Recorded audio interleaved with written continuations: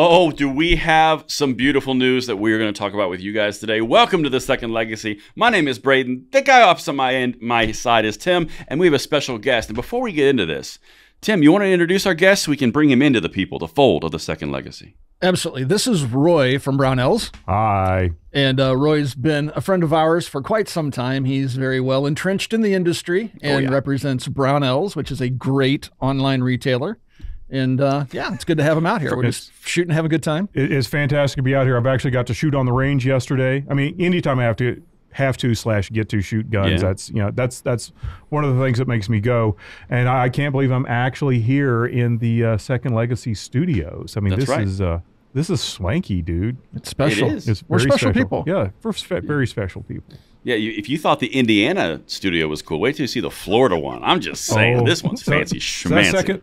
That Second Legacy compound south, correct? Yes, yeah. And an undisclosed location near sand. Right, near sand. Well, that's pretty much the entire state of Florida, isn't it? You're not wrong. Okay. Yep. And he's keeping in fine tradition with his relatives. His house has wheels on it. That's fantastic. That's fantastic. Thanks, man. Thanks for that. Anyway, let's go back to what we were talking about. When the tornado comes through, you have a chance to move it out of the way, right? Exactly. It's called strategic relocation. Strategic. Yes. Move it deeper into the valley. Yeah. Dude, I grew up in a 70-foot single wide. I mean, you're not going to get any shade from me. Man, you are this episode is starting off just right. Yes. Perfect. Well, I'll admit too, I had relatives that lived in trailers. That's okay. That's okay because I'm technically in a trailer right now. I'm in the command center right now. Right. So, we got to talk about some stuff. Of course, Tim and Roy, welcome to the party. And before we get into that, make sure you guys like the video, subscribe to the channel, and turn that notification bell on. We have got some freedom to spread across this nation, and we'd love to have you along for the ride. But speaking of freedom, how about that SCOTUS, Tim? They have been on a roll recently, haven't they? Yeah, well, they just got another one. It seems like ATF hasn't had enough of their losses in court, so they're going to go all in, it looks like here. Yeah. I mean, we've got official breaking news as of last night. The ATF officially filed for relief in the Supreme Court of the United States, overriding a vacatur from the Fifth Circuit around their frames and receiver rule. Before we even get into this, Tim, how massive of potential does this have? I mean, I want to hear your thoughts. Well, if the Supreme Court decides rightly, that means that, the ATF seriously gets their hand slapped. Oh, yeah. And, yeah, I mean, that would definitely be a good thing because that would definitely feed into what we need to get done with braces because it's pretty much the same thing. ATF has just gone off on a rip and decided to reclassify everything, and we're just going to rewrite the books on it all. And so far, the Fifth Circuit said, not so fast there, Spiffy. Oh man, I'm so excited to share with you some of these things. In fact, when I was talking about this on my video last night, I actually said in my video, I can't wait to read this part to Tim. So I'm excited. But Roy, this is your first event with Second Legacy, and you get to start with a SCOTUS situation and the ATF. Man, I feel so special. I'm gonna sit here and just kind of take it in. But yeah, I'm familiar with the frames and receivers rule interpretation, and it went to the Fifth Circuit once, and they vacated it, and then another judge put a stay on the vacation of it, correct? And then parts of it, and then the Fifth Circuit came back and said, nah, no, was it? I forget the legal language, but the ATF did not show a likelihood that they would actually win. Is that on the merits? On the merits. That's correct. And so then it was revacated again, correct, or parts of it? Well, so it's kind of a mixed mash of all the pieces. So there were multiple parts of what the ATF said. First, they got vacated, and they said, "Oh man, well we want to play with our new fancy shiny rule." And then a follow-up judge says, "Well, you still can't because you aren't going to win on the merits, and there's no irreparable harm, but you can talk about things that weren't challenged." So translated, that means they didn't get what they wanted, which brings us to this moment, Roy. I'm excited. I'm very excited. And this rule would have affected Brownells as a business. Right? Oh, absolutely. It would affect anybody who sells firearms or accessories. Yep. Because they're trying to call accessories firearms now. Right. So. If they were to hypothetically sell things, of course, because this is Second Legacy, and we would never do that. But let's get into this, Tim and Roy. I'm excited to bring you along because some of the examples they used, I'm excited. So first off, Mr. Producer, let's hit number one, just to bring the people along. This is the actual Supreme Court of the United States application for a stay of the judgment entered by the United States District Court. So it's official. They're going SCOTUS. But when I get through a few of these things, Tim and Roy, you guys just stop me when you have something funny to say, because I'm about to get some greatness. So on number 2, they lay out the basic understanding that the ATF wants this thing overturned and stayed because it could open up an exponential rise, Tim. Exponential rise. The floodgates could open. It would be terrible. In fact, if you look at their wording in number 3, the term framer receiver is naturally read to include a partially completed framer receiver that can readily be made functional. Again, that accords with ordinary usage. Just as a bicycle is still a bicycle, even if it is sold without pedals, a framer receiver is still a framer receiver, even if the buyer must drill a few holes or remove some plastic tabs before attaching other parts of the firearm. Guys, this is what we didn't understand. It's like a bicycle without pedals. So maybe we just go ahead and classify, metal ore that's in the ground that's yet to be dug up as a firearm, because all it takes is just a few drillings and, a little hammering here, a little bit of heat.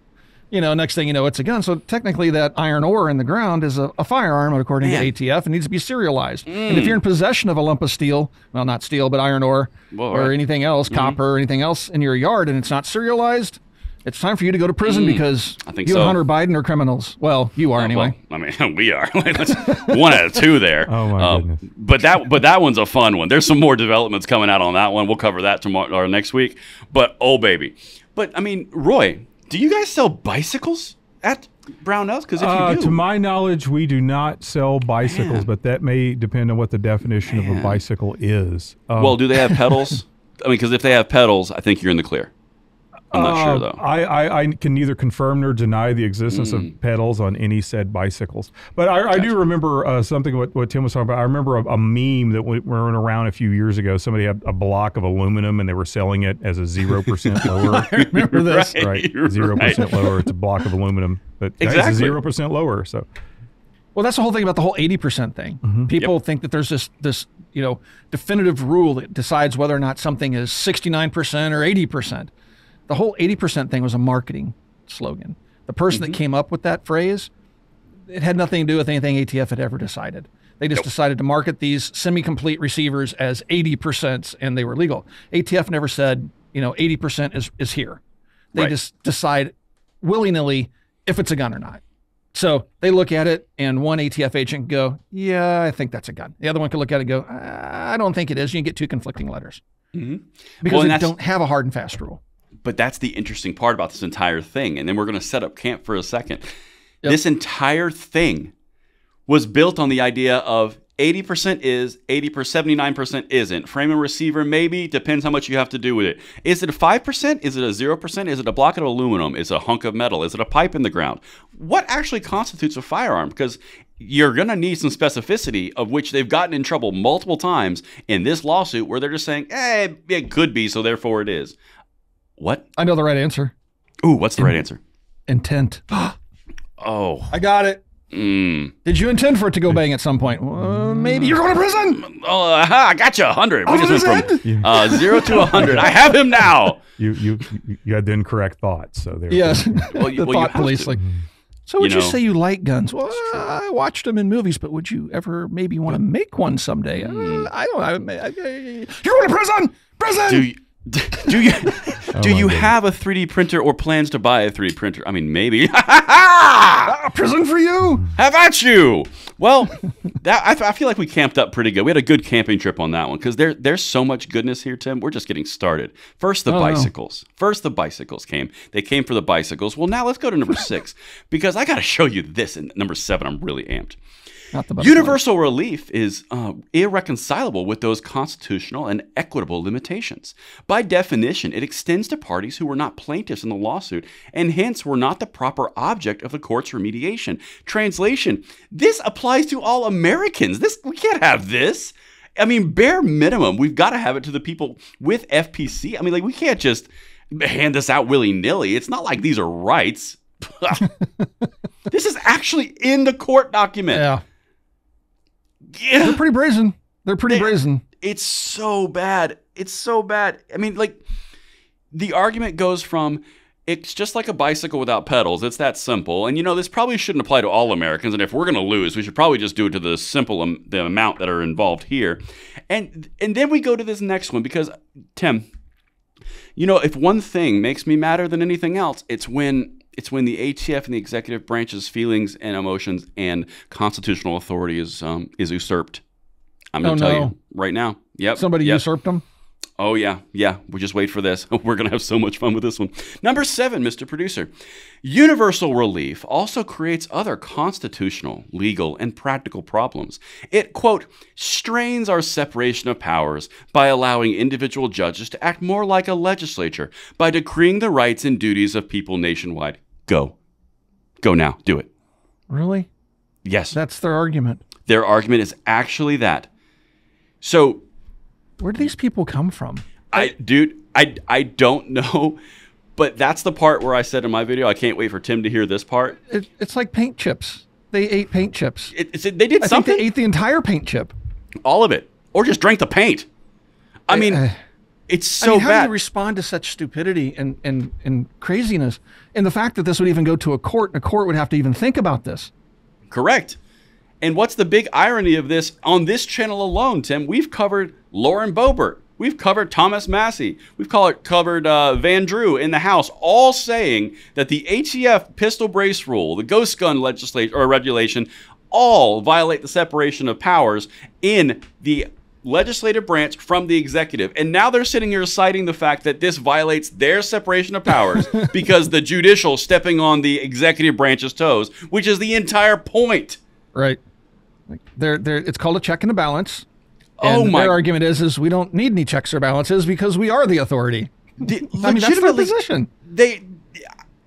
I was flummoxed. That's the word I'm going to use. I was flummoxed when I read that because the entire thing we've been fighting about for 2 years is the executive branch stepping on the judicial. Even Jim Jordan from the Judicial Committee released a statement that said the ATF is usurping the powers of Congress. Yeah. I mean... but don't you know that this is how they work? They just turn everything around and accuse you of what they're doing. No, I know, but at least pretend like it makes sense.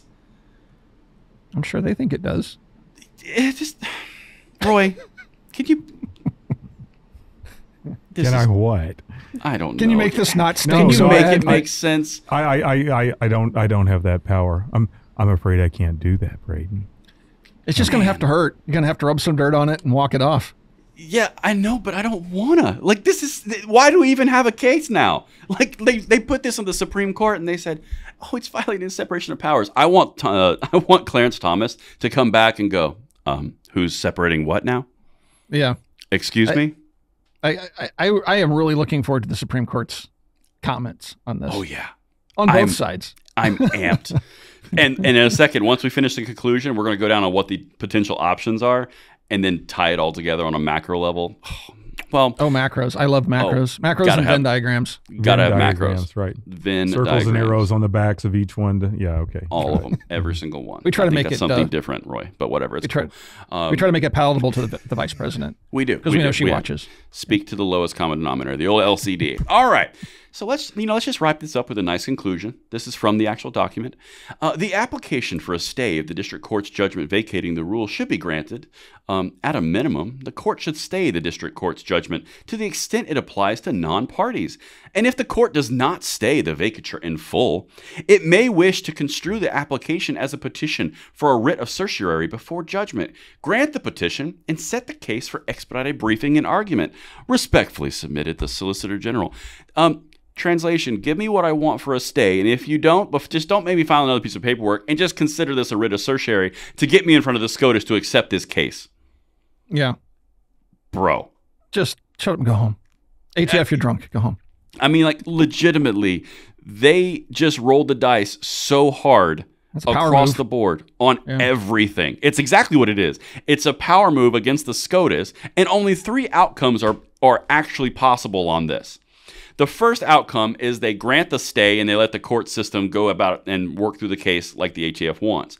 Second, the scenario is they say, nah, we're good, boo. You guys just figure that out, which is the worst case scenario for ATF, best for us. And then the third case scenario is they grant a stay and then they take up the case themselves and we have to wait 1.5 years.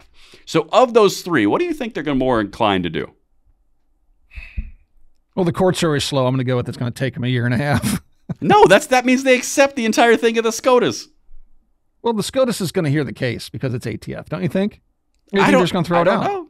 I think they're going to say. I think they're going to give it credence. They're going to hear it. I don't know. Maybe they won't. Maybe they'll throw it out. But I would imagine they're going to let it run through the system. See, I don't know. I think there's a potential it could go either way. Obviously, that's the only one of two options or one of three options. But we've already got precedent with the Supreme Court not getting involved with the sensitive places out of New York in the Second Circuit in January. Then we had the domestic abusers or the accused domestic abusers that got picked up and got heard. We're kind of running the gambit of I don't know, but it seems like they'd be inclined to let the courts figure it out. But you're right, maybe the ATF has special pull. I don't know. It just seems like this particular court anyway is all about the court it has a hard time making very definitive decisions. It always leaves wiggle room in its decisions, and it doesn't like this court doesn't like attacking other government entities. It doesn't seem it like tries to handle it with kids' gloves. You know what I'm saying? So I think that they're going to let ATF have its day in court. I wouldn't expect the response we would like to see, which is them just get smacked down. It's like, are you nuts? Go home and try this again. Right. You know, this is like. Did you write this on NyQuil? Yeah, right. Right. So before we move on, I have more evidence to present to the court. Roy, what do you think? What do you think of those three? How you feeling? What's your gut telling you? What's that? I would hope there would be a quick decision, but I think I'm going to lean toward what Tim's saying and saying whatever happens, it'll take an interminably long amount of time. Okay. Is there even a timeline for when SCOTUS will hear this? Well, so they haven't accepted it yet. So that's the thing. So that step number one hasn't even happened yet. So correct. They haven't accepted it. And then, people are still waiting on, for example, and it's been imminent for a long time, the decision by Benitez in California, right? Oh, yeah. It's coming. Well, it's not here yet. It's been a while. It's been a while. So I'm going to, just based on what I know about how government works, et cetera, whatever takes the longest amount of time and drags it out the longest, I think that's what will happen. That's your default go-to. That's my default go-to, right. What are you going with, Braden? They're just going to kick it right out of there? I'm thinking that they're going to not accept it and let the courts work it through like they tended to do. Now, throw it back down to the lower court? I think they're going to throw it back down and let the Fifth Circuit deal with it because that's where it's been going. But the ATF knows that they're unlikely to succeed on the merits, which they just found out last week. They were just told as much, yes. I mean, they just got told, no, this ain't going to work out, boo, which is why they escalated to the SCOTUS. That's why I think it's so interesting. So, Roy, here's the timeline potential. If they just say, no, we're not getting involved, that could take 2 to 3 weeks. Right. If they decide, yeah, we're going to hear this case. Right. Right. Yeah. That's and if they say we're going to, okay. Yeah, exactly right. So, and then they say if we're going to pick this up, then they're going to schedule it for next year to be heard in the next docket, and then we'll get a decision after that. So, long form, you got 2 years. Short term, you got 3-4 weeks. And what was door number 3? Door number 3 is similar to 3 to 4 weeks because then the SCOTUS has to decide and say, no, we're going to put a stay on it while the Fifth Circuit deliberates and hears the cases and all that. So there's really 3 different outcomes. 1, nothing changes. 2, the stay gets issued and the vacatur gets held up and the court system goes through with no SCOTUS involvement, or there's a stay and SCOTUS involvement. So it's 3 weeks minimum, 2 years maximum probably. Right. But now I'm going to offer a juxtaposition of evidence here. Tim, this is why I think you're well-founded, but I have a slight disagreement, sir. Are you prepared? Are you prepared to hear my evidence? No, I'm not. It doesn't matter. You're going to anyway. All right. So here's why I'm thinking. You said something that was very interesting a second ago about the judicial being hesitant to involve and smoke other other bureaucracies or branches of government. The big piece of evidence that I would have to say I think that might be an older viewpoint of it. The EPA got smoked last year on the West Virginia versus EPA case. Yeah. That was a really big one. And then they just also accepted the idea of Chevron deference with some herring fishermen. I don't know. I feel like they're looking at the executive branch and going, okay, this is a little bit out of whack. I don't know. I do think that they want to hear a Chevron case. I just think everybody's waiting for that perfect case. Yeah, no, I would agree. And who would have thought it was going to be herring fishermen, Tim? Yeah, right. Herring fishermen. So, Roy. You go, fisherman. Yeah, you go, fisherman. Exactly. This is a fun one. The EP, not the EPA, the National Fisheries, I believe. Right. I believe that's, yeah. Oh, so you're aware of that one. Vaguely familiar with that case. I read like 2 or 3 news articles, kind of skimmed it, but I know, I understand the concept behind Chevron deference. If the rule's unclear, they let the whatever quote unquote controlling agency make up the difference in their regulation making. And then the herring fishermen were saying, hey, you've gone too far. You can't do this. And apparently it was found was it an actual Supreme Court decision that went in favor of the herring? Not yet. Fishermen? Not yet. So not yet, but they've taken the case. They've accepted it. Right. So this is the interesting part about that entire thing, because that government organization, the big point of injury, and this is why it's so fascinating when you follow all these things, the big point of injury was the National Fisheries Department. I don't remember the exact organization, but they were mandating a observer be on board every single vessel and making the vessels pay for those guys to be on there. Right. Which could potentially put a small-time fisherman out of business. 100%. And I'm like, God, that's so easy to take to court. Sure enough, there it goes. I just never thought that the herring industry would be the one to bring it forward. Like, hey, can we borrow that? That'd be great if we could apply that to the ATF the same way the changing of definitions with the EPA in West Virginia case. That'd be great. We can hope. But those are my thoughts, Tim.